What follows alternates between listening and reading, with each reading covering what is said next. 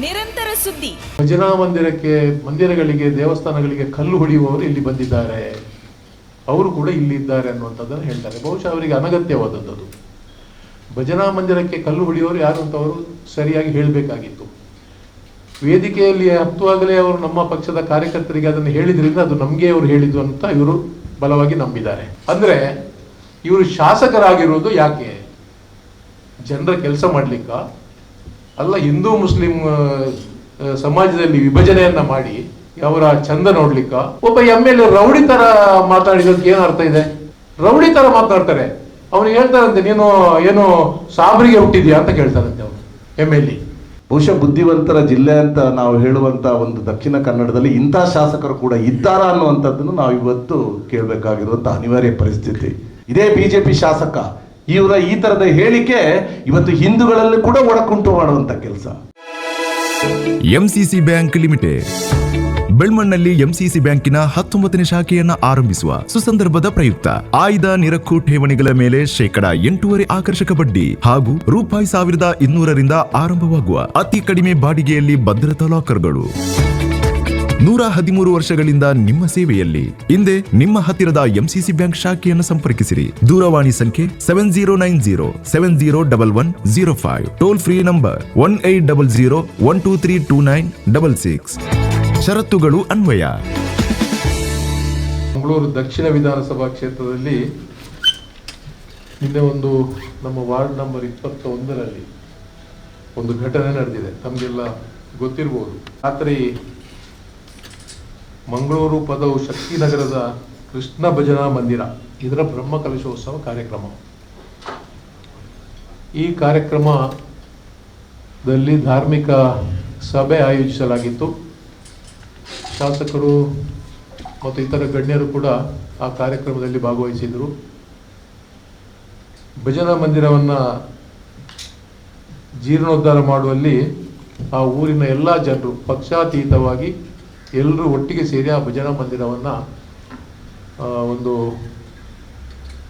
ಜೀರ್ಣೋದ್ಧಾರ ಮಾಡಿ ಲೋಕಾರ್ಪಣೆ ಮಾಡಿದ್ದಾರೆ.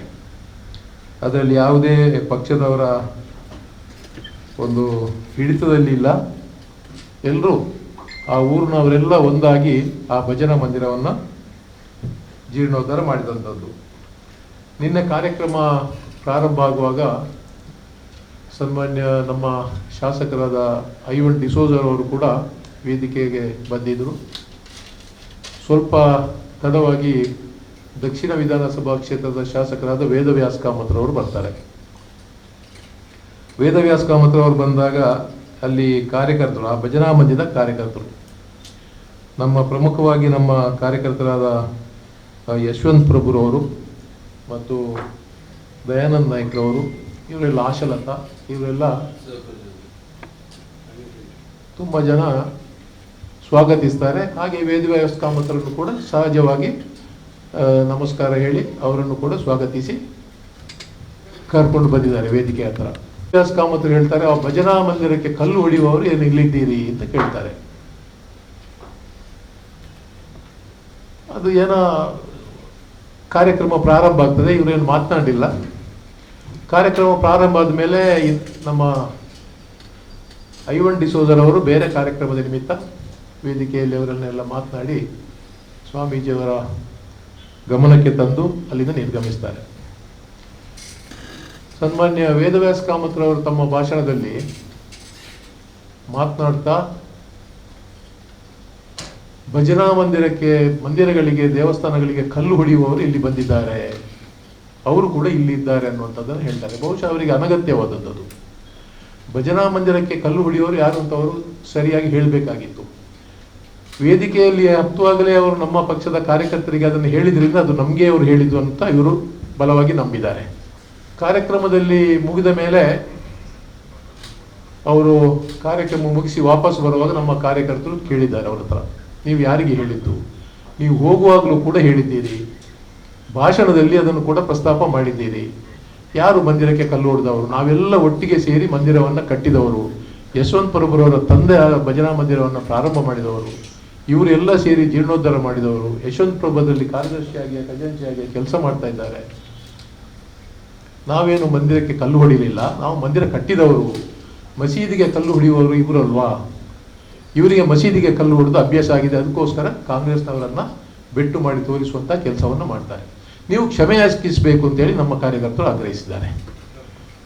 ಕ್ಷಮೆ ಕೇಳಬೇಕು ಅಂತ ಹೇಳುವಾಗ ವೇದವ್ಯಾಸ ಕಾಮತರು ಇದ್ದುಕೊಂಡು ಅವರ ಪಕ್ಷದ ಕೆಲ ಕಾರ್ಯಕರ್ತರು FIRನಲ್ಲಿ ದಾಖಲಾಗಿದೆ. ಅಶ್ವಿತ್ ಕೊಟ್ಟಾರಿ, ಶಕ್ತಿನಗರ ಮತ್ತು ಕೆಲವರ ಹೆಸರು ಇಲ್ಲಿ ಉಲ್ಲೇಖ ಆಗಿದೆ. ಮಣಿ, ಜಯಪ್ರಕಾಶ್, ವೇದವ್ಯಾಸ ಕಾಮತ್, ಇವರದೆಲ್ಲ ಹೆಸರು ಇದರಲ್ಲಿ ಉಲ್ಲೇಖ ಆಗಿದೆ. ಇವರೆಲ್ಲ ಸೇರಿಕೊಂಡು ಇವರಿಗೆ ಅವಾಚ್ಯ ಶಬ್ದಗಳಿಂದ ಬೈದು ಅವರ ಮೇಲೆ ಹಲ್ಲೆಯನ್ನು ಮಾಡ್ತಾರೆ. ಅವರ ಕಾಲಿಗೆ ಒದಿತಾರೆ, ಮೈ ಮೇಲೆ ಹಲ್ಲೆಯನ್ನು ಮಾಡಿ ಆಮೇಲೆ ಅಲ್ಲಿಂದ ಅವರು ಆಸ್ಪತ್ರೆಗೆ ದಾಖಲಾಗ್ತಾರೆ. ಆಸ್ಪತ್ರೆಯಲ್ಲಿ ಬಂದು ನಮ್ಮ ಪಾಂಡೇಶ್ವರ ವಾರ್ಡ್ನ ಕಾರ್ಪೊರೇಟರ್ ದಿವಾಕರ್ ಅವರು ಮತ್ತೆ ಗೂಂಡಾಗಳನ್ನು ಸೇರಿಸಿಕೊಂಡು ಬಂದು ಆಸ್ಪತ್ರೆಯಲ್ಲಿ ಗಲಭೆ ಮಾಡ್ತಾರೆ. ಇದು ಭಾರತೀಯ ಜನತಾ ಪಕ್ಷದವರ ಕಾರ್ಯಕರ್ತರ ಕಾರ್ಯವೈಖರಿಗೆ ಇದು ಶೋಭೆ ತರುವಂಥದ್ದಲ್ಲ. ಒಂದು ಪಕ್ಷದ ಮುಖಂಡರ ಮೇಲೆ ಹಲ್ಲೆ ಮಾಡುವಂಥದ್ದು ಮತ್ತು ಅವನ ಆಸ್ಪತ್ರೆಗೆ ಸೇರಿದ ಮೇಲೆ ಕೂಡ ಅಲ್ಲಿ ಗೂಂಡಾಗಳನ್ನು ಕರ್ಕೊಂಡು ಬಂದು ಅವರ ಮೇಲೆ ದೌರ್ಜನ್ಯ ಎಸಗಲಿಕ್ಕೆ ಪ್ರಯತ್ನ ಪಟ್ಟದ್ದು ಇದು ಸರಿಯಾದ್ದಲ್ಲ. ಯಾಕೆಂದರೆ ಇವರಿಗೆ ಮಂದಿರ, ಮಸೀದಿ, ಹಿಂದೂ, ಮುಸ್ಲಿಂ ಎನ್ನುವಂಥ ಎಲ್ಲ ಪ್ರಯೋಗಗಳನ್ನು ಮಾಡಿ ಆಯಿತು. ಸ್ವದೇಶಿ ವಿದೇಶಿ ಆಯಿತು, ಗೋಮಾಂಸ ಆಯಿತು, ರಾಮ ಮಂದಿರ ಆಯಿತು, ಕೃಷ್ಣ ಮಂದಿರ ಪ್ರಾರಂಭ ಆಗ್ತಾ ಇದೆ. ಇದನ್ನೆಲ್ಲ ಮಾಡಿಕೊಂಡು ಬಂದು ಈಗ ಇವರ ಹಿಂದುತ್ವ, ನಕಲಿ ಹಿಂದುತ್ವ ಜನರಿಗೆ ಈಗ ಗೊತ್ತಾಗುವಂಥ ಪರಿಸ್ಥಿತಿ. ಇದರಿಂದಾಗಿ ಇವರು ಹೊಸ ಹೊಸ ಅನ್ವೇಷಣೆಯನ್ನು ಮಾಡ್ತಾ ಇದ್ದಾರೆ. ಭಾರತೀಯ ಜನತಾ ಪಕ್ಷದ ಸರ್ಕಾರ ಇರುವಾಗ 4 ವರ್ಷಗಳಲ್ಲಿ ಕಾಂಗ್ರೆಸ್ ಪಕ್ಷದ ಕಾರ್ಯಕರ್ತರ ಮೇಲೆ ಇವರು ಮಾಡಿದಂಥ ದೌರ್ಜನ್ಯಗಳು ಬೇಕಾದಷ್ಟು ಇದ್ದಾವೆ. ಇನ್ನೂ ಕೂಡ ಅದನ್ನೇ ಮುಂದುವರಿಸುವಂಥ ಹಂತದಲ್ಲಿ ಅವರು ಇದ್ದಾರೆ. ಬಹುಶಃ ಅವರಿಗೆ ಸರ್ಕಾರ ಬದಲಾಗಿದೆ ಅನ್ನುವಂಥದ್ದನ್ನು ಸ್ವಲ್ಪ ನೆನಪಿಸಿಕೊಳ್ಬೇಕಾದ ಅಗತ್ಯತೆ ಇದೆ. ಇವತ್ತು ಗ್ರಾಮ ಪಂಚಾಯತ್ ಚುನಾವಣೆ ನಡೆದಂಥ ಸಂದರ್ಭ ಇವರ ಪಕ್ಷ ಅಧಿಕಾರದಲ್ಲಿತ್ತು. ನಮ್ಮ ಪಕ್ಷದ ಅಭ್ಯರ್ಥಿಗಳನ್ನು ಹೆದರಿಸಿ, ಬೆದರಿಸಿ, ಅವರನ್ನು ಕಿಡ್ನ್ಯಾಪ್ ಮಾಡಿ, ನಾಮಪತ್ರ ಸಲ್ಲಿಸದಂತೆ ಎಲ್ಲ ಮಾಡಿದಂಥ ದುಷ್ಕೃತ್ಯಗಳು ನಮ್ಮ ಎದುರು ಇದ್ದಾವೆ. ಅವರು ಮಾಡಿದಂಥ ಕೃತ್ಯಗಳು ಇವತ್ತು ಕೂಡ ಅದನ್ನೇ ಮಾಡಬೇಕು ಅನ್ನುವಂಥ ಒಂದು ಉದಾಹರಣೆ ಅವರು ಕಂಡುಕೊಳ್ಳೋದಾದರೆ ಬಹುಶಃ ಇದು ಸಾಧ್ಯ ಇಲ್ಲ. ಈಗ ಕಾಂಗ್ರೆಸ್ ಸರ್ಕಾರ ಇರುವಂಥದ್ದು, ಸಿದ್ದರಾಮಯ್ಯನವರ ನೇತೃತ್ವದ ಸರ್ಕಾರ ಇದೆ. DK ಶಿವಕುಮಾರ್ ಅವರು ಉಪಮುಖ್ಯಮಂತ್ರಿ ಆಗಿದ್ದಾರೆ, ಪರಮೇಶ್ವರ್ ಅವರು ಗೃಹ ಮಂತ್ರಿ ಆಗಿದ್ದಾರೆ. ಹಿಂದಿನ ಸರ್ಕಾರದಂತೆ ದೌರ್ಜನ್ಯ ಮಾಡಲಿಕ್ಕೆ ಅಥವಾ ಗಲಭೆ ಮಾಡಲಿಕ್ಕೆ ಅವಕಾಶ ಇಲ್ಲ. ಯಾವುದೇ ಮಂದಿರ, ಮಸೀದಿಗಳಿಗೆ ಕಲ್ಲು ಹೊಡೆಯುವಂಥದ್ದು, ಚರ್ಚ್ ದಾಳಿ ಮಾಡುವಂಥದ್ದು ಇದು ಸಾಧ್ಯ ಇಲ್ಲ ಅನ್ನೋದನ್ನು ಅವರು ಅರಿತುಕೊಳ್ಬೇಕಿತ್ತು. ಅರಿತುಕೊಳ್ಳದೇ ಇದ್ದರೆ ಮತ್ತೆ ಅವರದನ್ನು ಮುಂದುವರಿಸುವಂಥದ್ದು ಒಳ್ಳೆಯದಲ್ಲ. ಬಹುಶಃ ಕಾಂಗ್ರೆಸ್ ಕಾರ್ಯಕರ್ತರೇನು ಇವರು ಕೈಗೆ ಬಳೆ ಹಾಕ್ಕೊಂಡಿದ್ದಾರೆ ಅನ್ನುವಂಥ ಒಂದು ಭಾವನೆ ಅವರಲ್ಲಿ ಇರ್ಬೋದು. ನಮ್ಮ ಏನು ಕೆಲವು ವರ್ತನೆಗಳನ್ನು ಅವರು ದೌರ್ಬಲ್ಯ ಅಂತ ತಿಳ್ಕೊಳ್ಳೋದು ಬೇಡ. ಇದು ದೌರ್ಬಲ್ಯ ಅಲ್ಲ. ನಾವು ಕಾನೂನನ್ನು ಗೌರವಿಸ್ತೇವೆ. ಪೊಲೀಸ್ ಇಲಾಖೆ ಇದೆ, ಪೊಲೀಸ್ ಇಲಾಖೆ ಸರಿಯಾದ ವ್ಯವಸ್ಥೆ, ಕಾನೂನು ಕ್ರಮ ಕೈಗೊಳ್ತದೆ. ಆದ್ದರಿಂದ ನಾವು ಪೊಲೀಸ್ ವ್ಯವಸ್ಥೆಗೆ ಗೌರವ ಕೊಟ್ಟು, ಕಾನೂನಿಗೆ ಗೌರವ ಕೊಟ್ಟು ನಾವು ಸುಮ್ಮನೆ ಆಗಿದ್ದೇವೆ ಅನ್ನುವಂಥದ್ದನ್ನು ಅವರು ದೌರ್ಬಲ್ಯ ಅಂತ ಭಾವಿಸೋದು ಬೇಡ. ನಿನ್ನೆ ಮಂಜುನಾಥ್ ಭಂಡಾರಿ ಅವರು ಮತ್ತು ಐವನ್ ಡಿಸೋಜರ್ ಅವರು ಈಗಾಗಲೇ ಕಮಿಷನರ್ ಹತ್ರ ಮಾತನಾಡಿದ್ದಾರೆ. ಈಗ ನಮ್ಮ ನಿಯೋಗ ಮತ್ತೆ ಮಹಿಳಾ ಕಾಂಗ್ರೆಸ್ ಅಧ್ಯಕ್ಷರು ಮತ್ತು ನಾವೆಲ್ಲ ಕಮಿಷನರಿಗೆ ಹೋಗಿ ಮತ್ತೆ ಮನವಿಯನ್ನು ಕೊಡಲಿಕ್ಕಿದ್ದೇವೆ. ಅವರ ಮೇಲೆ FIR ಆಗಿದೆ. ಅನಾವಶ್ಯಕವಾಗಿ FIR ದಾಖಲಾದ ಮೇಲೆ ಒಂದು ಅಟ್ರಾಸಿಟಿ ಕೇಸನ್ನು ಅವರು ಮತ್ತೆ ಕೌಂಟರ್ ಕೇಸ್ ಕೊಟ್ಟಿದ್ದಾರೆ. ಇದೊಂದು BJP ಅವರ ಚಾಳಿ. ಹಿಂದೆ ಕೂಡ ನಾವು ಅವರು ಸರ್ಕಾರ ಇರುವಾಗ ನೋಡಿದ್ದೇವೆ. ಯಾವುದೇ ಕಂಪ್ಲೇಂಟ್ ಕೊಟ್ಟರು ಒಂದು ಅಟ್ರಾಸಿಟಿ ಕೊಡುವಂಥದ್ದು ಬಹಳ ಸುಲಭ. ಅವರಿಗೆ ಒಂದು ಅಟ್ರಾಸಿಟಿ, ಯಾರನ್ನಾದ್ರೂ ಇಟ್ಕೊಳ್ಳೋದು, ಒಂದು ಅಟ್ರಾಸಿಟಿ ಕೇಸ್ ಕೊಡೋದು. ಮಣಿ ಅನ್ನುವನು ನಮ್ಮ ಯಶವಂತ್ ಪ್ರಭು ಮೇಲೆ ಮತ್ತೆ ಇನ್ನೊಬ್ಬರ ಮೇಲೆ ಕೌಂಟರ್ ಕೇಸನ್ನು ಕೊಟ್ಟಿದ್ದಾರೆ. ಮಣಿ ಅನ್ನುವನಿಗೂ ನಮ್ಮ ಕಾರ್ಯಕರ್ತರಿಗೂ ಯಾವುದೇ ಸಂಬಂಧ ಇಲ್ಲ ಮತ್ತು ಮಣಿ ಅನ್ನುವನಲ್ಲಿ ಇರಲಿಲ್ಲ. ಗಲಭೆ ಆಗುವಂತ ಸಂದರ್ಭ ಏನು ಇವರು ಗಲಾಟೆ ಮಾಡಿದ್ದಾರೆ, ಆ ಸಂದರ್ಭ ಮಣಿ ಅನ್ನುವನು ಅಲ್ಲಿ ಇರಲಿಲ್ಲ. ಸಂಬಂಧ ಇಲ್ಲ ಅವರಿಗೆ, ಮತ್ತೆ ಈ ಗಲಾಟೆಗೆ ಯಾವುದೇ ಸಂಬಂಧ ಇಲ್ಲ. ಎಲ್ಲೋ ಇದ್ದ ಅವನು, ಸಭೆಯಲ್ಲಿ ಇದ್ದಿರ್ಬೋದು, ಗಲಾಟೆಯಲ್ಲಿ ಇರಲಿಲ್ಲ ಅವನು. ಇದು ಯಾವಾಗ ಯಶವಂತ ಪ್ರಭು ಆಸ್ಪತ್ರೆಗೆ ಜಾಯಿನ್ ಆದ್ರ ತದನಂತರ ಮಣಿಯನ್ನು ಹಿಡ್ಕೊಂಡೋಗಿ ಅವರು ಅಟ್ರಾಸಿಟಿ ಕೇಸ್ ಕೊಟ್ಟಿದ್ದಾರೆ. ಅಟ್ರಾಸಿಟಿ ಕೇಸ್ ಕೊಡುವಂಥದ್ದು ಏನಿದೆ ಅಲ್ಲಿ? ದಲಿತ ದೌರ್ಜನ್ಯ ಏನು ಮಾಡಲಿಲ್ಲ, ಅವ್ರ ಮೇಲೆ ಹೊಡಿಲಿಕ್ಕೆ ಹೋಗ್ಲಿಲ್ಲ, ಅವ್ರ ಹತ್ರ ಯಾರು ಮಾತುಕತೆ ಕೂಡ ಆಗಲಿಲ್ಲ, ಅವರು ಅವರಷ್ಟಕ್ಕೆ ಇದ್ರು. ಆದ್ದರಿಂದ ಅವರು ಅಟ್ರಾಸಿಟಿ ಕೇಸ್ ಕೊಟ್ಟಿದ್ದಾರೆ. ಇವರು ನಮ್ಮಲ್ಲಿ ಇದ್ರು, ಇವರು ನಮ್ಮ ದಯಾನಂದ್ ನಾಯ್ಕ್ ಕೂಡ ಅವರು ಎಸ್ ಟಿ ಸಮುದಾಯಕ್ಕೆ ಸೇರಿದವರು, ಅವರು ಇದ್ರು ಅಲ್ಲಿ. ಅವ್ರ ಮೇಲೆ ಹಲ್ಲೆ ಆಗಿದೆ. ನಾವು ಅಟ್ರಾಸಿಟಿ ಕೊಡಲಿಲ್ಲ, ನಾವು ದೌರ್ಜನ್ಯ ಕೇಸನ್ನು ಕೊಟ್ಟಿದ್ದೇವೆ. ಅವ್ರು ಏನು ಹಲ್ಲೆ ಮಾಡಿದ್ದಾರೆ ಆ ಹಲ್ಲೆ ಕೇಸ್ ಕೊಟ್ಟಿದ್ದಾರೆ.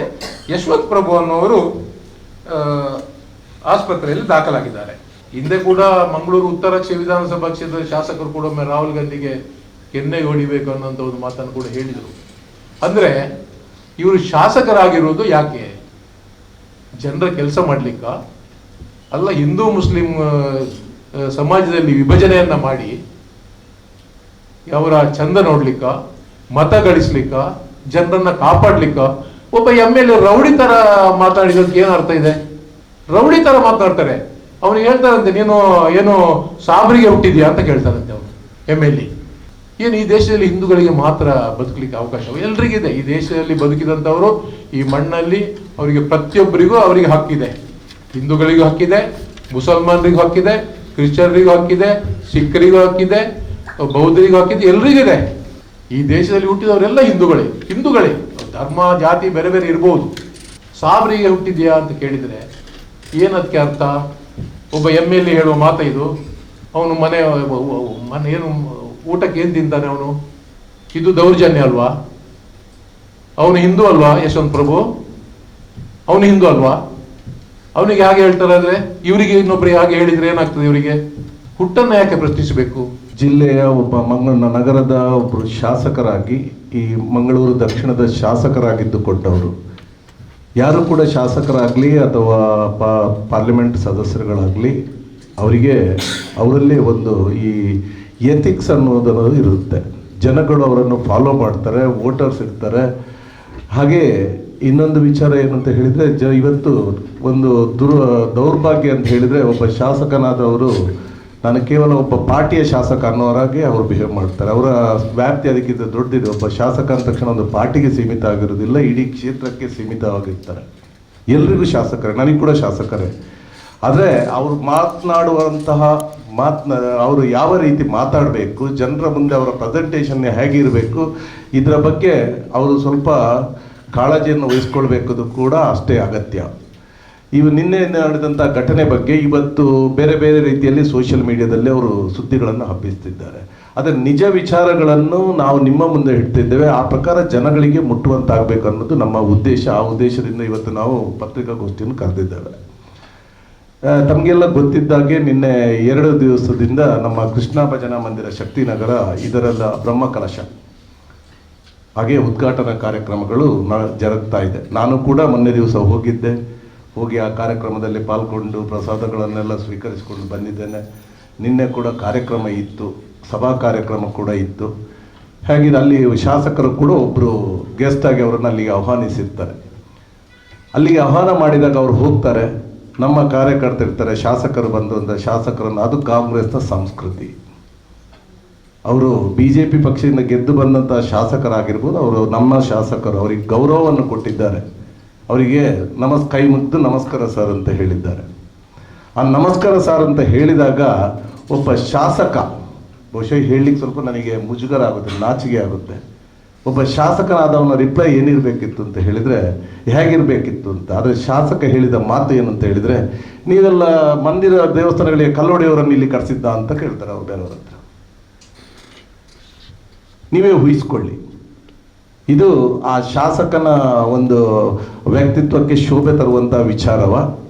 ಬಹುಶಃ ಬುದ್ಧಿವಂತರ ಜಿಲ್ಲೆ ಅಂತ ನಾವು ಹೇಳುವಂಥ ಒಂದು ದಕ್ಷಿಣ ಕನ್ನಡದಲ್ಲಿ ಇಂಥ ಶಾಸಕರು ಕೂಡ ಇದ್ದಾರಾ ಅನ್ನುವಂಥದ್ದನ್ನು ನಾವು ಇವತ್ತು ಕೇಳಬೇಕಾಗಿರುವಂಥ ಅನಿವಾರ್ಯ ಪರಿಸ್ಥಿತಿ. ಬಹುಶಃ ಇದು ಒಂದೇ ಘಟನೆ ಅಲ್ಲ, ಈ ಹಿಂದಿನಿಂದಲೂ ನಾವು ನೋಡ್ತೇವೆ. ಶಾಲೆಗಳಲ್ಲಿ ಹೋಗಿ ರಾಜಕೀಯ ಮಾಡುವಂಥದ್ದು, ಆ ಮಕ್ಕಳನ್ನು ಇಟ್ಕೊಂಡು ರಾಜಕೀಯ ಮಾಡುವಂಥ ಇಂಥ ನೀಚ ಕೆಲಸಗಳಿಗೆ ಇಳಿದಿದ್ದಾರೆ. ಬಹುಶಃ ಇದನ್ನು ಇನ್ನೂ ಕೂಡ ಇದಕ್ಕೆ ಮುಕ್ತಿ ಹಾಕುವಂಥ ಕೆಲಸ ನಾವು ಅಭಿವೃದ್ಧಿ ಮಾಡಿ ಅದರ ಮುಂದೆ ಮಾತನಾಡ್ತಾ ಹೋಗುವ ಅನ್ನುವಂಥ ವಿಚಾರ ಅವರಿಗೆ ಮರ್ತೇ ಹೋಗಿದೆ. ಈ ಥರದ್ದು ಇಲ್ಲ ಸಲ್ಲದ ಕಾರಣ ಇಟ್ಕೊಂಡು ಜನರನ್ನು ಜಾತಿ ಧರ್ಮಗಳ ಬಗ್ಗೆ ವಿಭಜಿಸಿ ಮಾಡುವಂಥ ಕೆಲಸ. ಒಂದು ಕಡೆ ಹೇಳ್ತಾರೆ ಕಾಂಗ್ರೆಸ್ನವರು ಜನಗಳನ್ನು ವಿಭಜಿಸ್ತಾರೆ. ಈಗ ಹಿಂದೂಗಳನ್ನು ವಿಭಜಿಸುವವರು ಯಾರು ಅಂತ ಕೇಳಿದರೆ ಇವರೇ, ಇದೇ BJP ಶಾಸಕ. ಇವರ ಈ ಥರದ ಹೇಳಿಕೆ ಇವತ್ತು ಹಿಂದೂಗಳಲ್ಲಿ ಕೂಡ ಒಡಕುಂಟು ಮಾಡುವಂಥ ಕೆಲಸ. ಮಂದಿರವನ್ನು ಕಟ್ಟಲಿಕ್ಕೆ ಅಲ್ಲಿ ಬೇರೆ ಯಾರು ಇಲ್ಲ, ಎಲ್ಲ ಹಿಂದೂಗಳು ಸೇರಿಕೊಂಡು, ಸಮಸ್ತ ಹಿಂದೂಗಳು, ಅಲ್ಲಿ ಜಾತಿ ಧರ್ಮ ಇರಲಿಲ್ಲ, ಪಕ್ಷ ಇರಲಿಲ್ಲ, ಎಲ್ಲರೂ ಸೇರಿಕೊಂಡು ಹಗಲು ರಾತ್ರಿ ದುಡಿದು ಆ ಒಂದು ಮಂದಿರವನ್ನಲ್ಲಿ ಕಟ್ಟಿ ಅದಕ್ಕೆ ಏನು ನಮ್ಮ ಹಿಂದೂ ಸಂಪ್ರದಾಯದ ಪ್ರಕಾರ ಏನು ವಿಧಿವತ್ತಾಗಿ ಪೂಜೆ ಪುರಸ್ಕಾರಗಳನ್ನು ಮಾಡಿ ಅದರ ಒಂದು ಉದ್ಘಾಟನೆಗೆ ಎಲ್ಲ ಕೆಲಸಗಳು ಆಗ್ತಿದ್ದ ಸಮಯದಲ್ಲಿ ನಾನು ಹೋಗಿದ್ದೆ. ನಾನು ಹೋಗ್ಬೇಕಾದ್ರೆ BJP ಕಾರ್ಯಕರ್ತರು ತುಂಬ ಮಂದಿ ಇದ್ದರು, ನಮ್ಮ ಹತ್ರ ಮಾತಾಡಿದ್ದಾರೆ. ನಾನು ಕೂಡ ಅವ್ರ ಹತ್ರ ಮಾತಾಡಿದ್ದೇನೆ. ಏನು ಸಮಸ್ಯೆ ಇಲ್ಲ, ಅಲ್ಲಿ ಯಾವುದೇ ರೀತಿಯ ಸಮಸ್ಯೆ ಇಲ್ಲ. ಆದರೆ ಒಬ್ಬ ಜವಾಬ್ದಾರಿಯುತವಾದಂಥ ಶಾಸಕ, ಅವನ ಬಾಯಿಂದ ಬರುವಂಥ ಮಾತುಗಳು ಇವತ್ತು ಇಷ್ಟೆಲ್ಲ ಸಮಸ್ಯೆಗಳಿಗೆ ಕಾರಣ ಆಗ್ತಾ ಇದೆ. ಇಡೀ ಜಿಲ್ಲೆಯಲ್ಲಿ ಯಾವ ರೀತಿಯ ಒಂದು ವಾತಾವರಣವನ್ನು ಸೃಷ್ಟಿ ಮಾಡಲಿಕ್ಕೆ ಇವರ ಉದ್ದೇಶ ಯಾವುದೇ ಸಮಾಜವನ್ನು ಒಳ್ಳೆದು ಮಾಡೋದಲ್ಲ, ಯಾವುದೇ ಮನೆಯನ್ನು ಒಳ್ಳೆದು ಮಾಡೋದಲ್ಲ, ಕೇವಲ ಇವರ ಒಂದು ಚುನಾವಣೆಗೋಸ್ಕರ. ಮುಂದೆ ಇನ್ನು ಚುನಾವಣೆಗಳು ಬರ್ತಾ ಇದೆ, ಆ ಸಮಯದಲ್ಲಿ ಜನಗಳನ್ನು ವಿಭಜಿಸಿ ಕೇವಲ ಮತಗಳನ್ನು ಪಡೆಯುವಂಥ ಒಂದು ವೋಟ್ ಬ್ಯಾಂಕ್ ರಾಜಕೀಯದಿಂದ ಇವರು ಈ ಥರ ಮಾಡ್ತಿದ್ದಾರೆ ಅನ್ನುವಂಥದ್ದು ಇವತ್ತು ಜನಗಳಿಗೆ ಗೊತ್ತಾಗಬೇಕಾಗಿದೆ. ಬಹುಶಃ ಅಲ್ಲಿ ಇದ್ದಂಥ ಯಾರು BJP ಕಾರ್ಯಕರ್ತರುಗಳನ್ನು ನಾನು ಹೇಳ್ತೇನೆ, ಬಹುಶಃ ಯಾರಿಗೂ ಅವರಿಗೆ ನಿನ್ನೆ ಮನಸ್ಸಿಗೆ ನೆಮ್ಮದಿ ಇರಲಿಕ್ಕಿಲ್ಲ. ಯಾಕೆಂತ ಹೇಳಿದರೆ ಈ ಶಾಸಕ ಆಡಿದಂಥ ಮಾತು. BJP ಹಿಂದಿನ ಮಾತಾಡ್ತಿದ್ರು, ನನ್ನಲ್ಲಿ ಹೇಳಿದ್ದಾರೆ ಆರಂಚ ಪಂಡ್ರೆ ಬಳ್ಳಿತ್ತು ಸರ್, ಆರು ತಮಾಷೆಗೋರ ಪಾತಿರ್ನು ವಂಚನೆ ಪಾತಿರ್ನು ಅಂತ. ಎಲ್ಲಿ ಒಬ್ಬ ಶಾಸಕನಾದ ಅವನಿಗೆ ಎಲ್ಲಿ ತಮಾಷೆಯಲ್ಲಿ ಮಾತಾಡಬೇಕು, ಎಲ್ಲಿ ಸೀರಿಯಸ್ ಆಗಿರ್ಬೇಕು ಅನ್ನೋದು ಅಷ್ಟು ಕನಿಷ್ಠ ಜ್ಞಾನ ಕೂಡ ಇಲ್ವ ಅಂತ ನಾನು ಕೇಳಲಿಕ್ಕೆ ಇಚ್ಛಿಸ್ತಿದ್ದೇನೆ.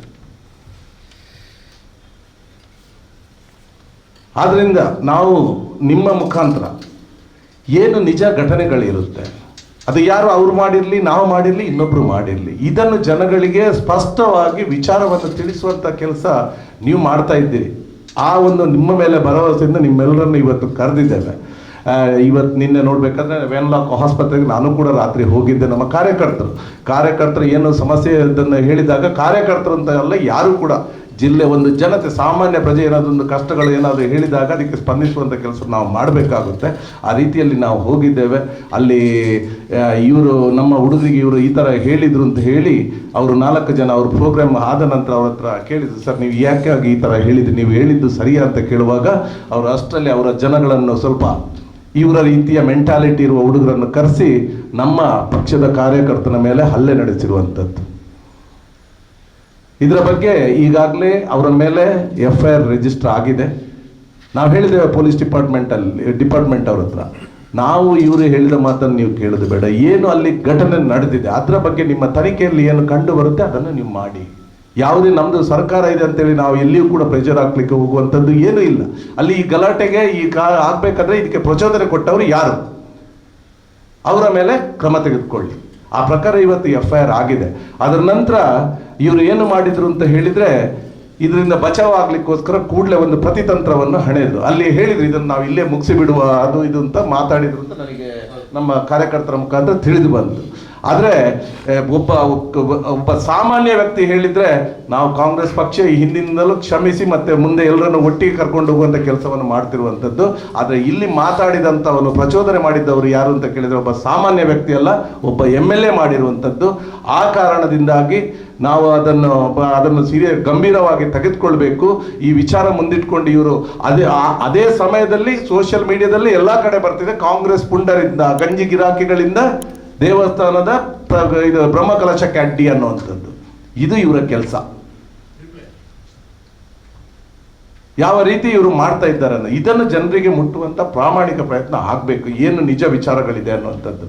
ಅದರ ನಂತರ ಅವರ ಮಣಿ ಅಂತಿದ್ದಾರೆ, ಪಾಪ ಆ ಹುಡುಗನಿಗೆ ಏನು ಗೊತ್ತಿಲ್ಲ, ಅವರನ್ನು ಇವರು ಆಸ್ಪತ್ರೆಗೆ ದಾಖಲಾದ 1 ಗಂಟೆ ತರುವಾಯ ಅವರನ್ನು ತಂದಲ್ಲಿ ಅಡ್ಮಿಟ್ ಮಾಡ್ತಾರೆ. ಅವರು ಪರಿಶಿಷ್ಟ ಪಂಗಡಕ್ಕೆ ಸೇರಿದವರು ಕಾಣುತ್ತೆ, SC ST ಅಟ್ರಾಸಿಟಿ ಅಂತ. ಖಂಡಿತವಾಗ್ಲೂ ಕೇಸ್ ರಿಜಿಸ್ಟರ್ ಮಾಡಿ, ತೊಂದರೆ ಇಲ್ಲ. ಪೊಲೀಸ್ನವರಿಗೆ ಕೇಸ್ ರಿಜಿಸ್ಟರ್ ಅವ್ರು ಯಾರ್ದು ಕಂಪ್ಲೇಂಟ್ ಕೊಟ್ಟಾಗ ಅವ್ರು ಮಾಡ್ಕೊಳ್ಳೇಬೇಕಾಗುತ್ತೆ. ಅವರು ಮಾಡ್ಕೊಂಡಿದ್ದಾರೆ, ತನಿಖೆ ಮಾಡಲಿ. ನಮ್ಮ ಹುಡುಗರು ಯಾರಾದರೂ, ಯಾವುದೇ ನಮ್ಮ ಕಾರ್ಯಕರ್ತರು ಯಾರಿಗಾದರೂ ಜಾತಿ ನಿಂದನೆ ಅಥವಾ ಏನಾದರೂ ಇವರಿಂದ ತಪ್ಪಾಗಿದ್ರೆ ಇವರ ಮೇಲೇನೂ ಕ್ರಮ ತೆಗೆದುಕೊಳ್ಳಿ, ನಾವು ಬೇಡ ಅನ್ನೋದಿಲ್ಲ. ಇಲ್ಲಿ ಯಾರನ್ನು ರಕ್ಷಿಸುವ ಪ್ರಶ್ನೆಯೇ ಇಲ್ಲ. ಯಾರು ಕಾನೂನಿನ ವಿರುದ್ಧ ಹೋಗ್ತಾರೆ, ಜನರನ್ನು ಈ ಗಲಭೆಗಳಿಗೆ ಪ್ರಚೋದನೆ ಮಾಡುವಂತ ಮಾತನ್ನು ಆಡ್ತಾರೆ, ಇಂಥವ್ರ ಮೇಲೆ ಕಾನೂನು ಕ್ರಮ ತೆಗೆದುಕೊಳ್ಳುವುದು ಅನಿವಾರ್ಯ. ಅದನ್ನು ಮಾಡಲೇಬೇಕನ್ನುವಂಥದ್ದು. ಆ ಪ್ರಕಾರ ಇವತ್ತು ಪೊಲೀಸ್ನವರು FIR ಅನ್ನು ದಾಖಲಿಸಿದ್ದಾರೆ, ಅವರು ತನಿಖೆಯನ್ನು ಕೈಗೊಳ್ತಾರೆ. ಆದರೆ ಒಬ್ಬ ಶಾಸಕನಾಗಿ ಈ ರೀತಿ ಅವರ ನಡವಳಿಕೆ ಇನ್ನೂ ಕೂಡ ಸುಧಾರಿಸಿಲ್ಲ. ಈಗ ಈ ದಕ್ಷಿಣ ಕನ್ನಡ ಜಿಲ್ಲೆಯಲ್ಲಿ ತಾವು ನೋಡ್ತಿರ್ಬೋದು ಎಷ್ಟು ವಿಚಾರಗಳು ನಡೆಯಿತು. ಇವರ ವಿಚಾರಗಳಲ್ಲಿ ಇವತ್ತು ದೇಶದಲ್ಲಿ ವಿದೇಶಗಳಲ್ಲಿ ಕೂಡ ನಮ್ಮ ಹೆಸರು, ನಮ್ಮ ಊರಿನ ಒಂದು ತುಳುನಾಡಿನ ಒಂದು ವಿಭಿನ್ನವಾದಂಥ ಸಂಸ್ಕೃತಿ ಇದೆ, ಎಲ್ಲರೂ ಗೌರವ ಕೊಡುವಂಥದ್ದು. ಇದಕ್ಕೆ ಧಕ್ಕೆ ಮಾಡುವಂಥ ಕೆಲಸವನ್ನು ಇವರು ಮಾಡ್ತಾ ಇದ್ದಾರೆ. ಇದು ಕೇವಲ ಇವರ ವೋಟ್ ಬ್ಯಾಂಕಿಗಾಗಿ. ಅದರಿಂದ ಈ ವಿಚಾರಗಳನ್ನು ತಾವು ಮುಂದಿಡಬೇಕು. ನಾವು ಕೂಡ ಅಷ್ಟೇ ಈ ಹಿಂದಿನಲ್ಲಿ ಕೂಡ ನಾವು ಪ್ರತಿಭಟನೆಗಳನ್ನೆಲ್ಲ ಮಾಡಿದ್ದೇವೆ. ಆದರೆ ಮುಂದಿನ ದಿವಸಗಳನ್ನು ಈ ರೀತಿ ನೀವು ಮಾಡಿದರೆ ಖಂಡಿತವಾಗ್ಲೂ ನಮ್ಮ ಕಾರ್ಯಕರ್ತರು ಕೂಡ ಯಾರು ಕೂಡ ಇನ್ನೂ ಕಣ್ಣು ಮುಚ್ಚಿ ಕೂತ್ಕೊಳ್ಳಿಕ್ಕೆ ಆಗೋದಿಲ್ಲ. ಇದಕ್ಕೆ ಏನು ಕ್ರಮಗಳನ್ನು ತೆಗೆದುಕೊಳ್ಬೇಕು ಅದನ್ನು ನಾವು ಕೂಡ ಮಾಡ್ತೇವೆ ಅನ್ನುವಂಥ ಮಾತನ್ನು ಹೇಳ್ತಾ ಇದ್ದೇವೆ. ಇವತ್ತು ಜಿಲ್ಲೆಯಲ್ಲಿ ಆಗಲಿ ರಾಜ್ಯದಲ್ಲೇ ಆಗಲಿ ಯಾರು ಕಾನೂನು ವಿರುದ್ಧ ನಮ್ಮ ಸಂವಿಧಾನಕ್ಕೆ ವಿರೋಧವಾಗಿ ನಡೆದುಕೊಳ್ತಾರೆ ಅವರ ಮೇಲೆ ಕ್ರಮ ತೆಗೆದುಕೊಳ್ಳಿ ಅಂತ ನಾವು ಎಲ್ಲರೂ ಕೂಡ ನಾವು ಎಲ್ಲ ಕಡೆ ಕೂಡ ಹೇಳ್ತೇವೆ. ನಿನ್ನೆ ನಡೆದ ಪ್ರಕರಣದಲ್ಲಿ ನಾವು ವೆನ್ಲಾಕ್ ಹಾಸ್ಪಿಟಲಲ್ಲಿ ಇರುವಂಥ ಸಂದರ್ಭ ಸುಮಾರು 1 ಗಂಟೆಯ ನಂತರ ಅಲ್ಲಿ BJPಯ 10-50 ಬೆಂಬಲಿಗರೊಂದಿಗೆ ಮಣಿ ಎಂಬ ವ್ಯಕ್ತಿಯನ್ನು ತಂದಲ್ಲಿ ಅಡ್ಮಿಟ್ ಮಾಡಿದರು. ಆನಂತರ ಅಡ್ಮಿಟ್ ಮಾಡಿದ ನಂತರ ಅಲ್ಲಿ ಚಿಕ್ಕ ಪುಟ್ಟ ನಮ್ಮ ಚಕಮಕಿ ಎಲ್ಲ ಆಯಿತು. ನಿನ್ನೆ ಶಕ್ತಿನಗರದಲ್ಲಿ ನಮ್ಮ ಬೆರಳೆಣಿಕೆಯ ಕಾರ್ಯಕರ್ತರಿದ್ದದ್ದು, ಒಂದು 10 ಜನ ಇರ್ಬೋದು, ಅವರು 100 ಜನ ಮೇಲಿದ್ದು ಅಂತ ಸುಳ್ಳು ಅಟ್ರಾಸಿಟಿ ಕೇಸನ್ನು ಅಲ್ಲಿ ದಾಖಲಿಸಿದ್ದಾರೆ. ಅದರ ವಿಚಾರವಾಗಿ ನಾಳೆ ಬೆಳಿಗ್ಗೆ 11 ಗಂಟೆ ನಾವು ಕದ್ರಿ ದೇವಸ್ಥಾನಕ್ಕೆ ತೆರಳ್ತೇವೆ. ಇಲ್ಲಿಂದ ಸತ್ಯ ಪ್ರಮಾಣ ಮಾಡಲಿಕ್ಕೆ ವೇದಾಸ್ ಕಾಮತ್ತರಾಗು ಮಣಿ ಅವರು ಬರಬೇಕಲ್ಲಿ. ನಮಗೆ ದೇವರ ಮೇಲೆ ನಂಬಿಕೆ ಇದೆ, ದೇವರನ್ನು ನಾವು ಕೂಡ ನಂಬುವವರು. ಭಜನಾ ಮಂದಿರದಲ್ಲಿ ನಾವು ಕೂಡ ಅಲ್ಲಿ ದೇಣಿಗೆಯನ್ನು ಕೊಟ್ಟಿದ್ದೇವೆ, ದೇವರ ಮೇಲೆ ನಂಬಿಕೆ ಇದೆ ನಮಗೆ, ನಾವು ಕೂಡ ಅಲ್ಲಿ ಹೋಗಿದ್ದೇವೆ. ಅಲ್ಲಿ ಆದ್ದರಿಂದ ವೇದಾಸ್ ಕಾಮತ್ರ ಅವರು ಕೂಡ ಅಲ್ಲಿ ಆ ಜಾಗಕ್ಕೆ ಬರಬೇಕು, ಮಣಿಯವರನ್ನು ಕೂಡ ಕರ್ಕೊಂಡು ಬರಬೇಕು. ಅಟ್ರಾಸಿಟಿ ನೀವು ಯಾವ ರೀತಿ ದಲಿತ ನಿಂದನೆ ಮಾಡಿದ್ದೇವೆ, ದಲಿತ ಅಲ್ಲೇ ಮಾಡಿದ್ದೇವೆ ಏನಂತೇಳಿ ಅವರು ಪ್ರಾಮಾಣೀಕರಿಸಬೇಕಂತೇಳಿ ನಾವು ಈ ಮೂಲಕ ಪತ್ರಿಕಾಗೋಷ್ಠಿ ಮುಖಾಂತರ ನಾನು ಈ ವಿಚಾರವನ್ನು ತಿಳಿಸಿದ್ದೇನೆ. ನಿರಂತರ ಸುದ್ದಿ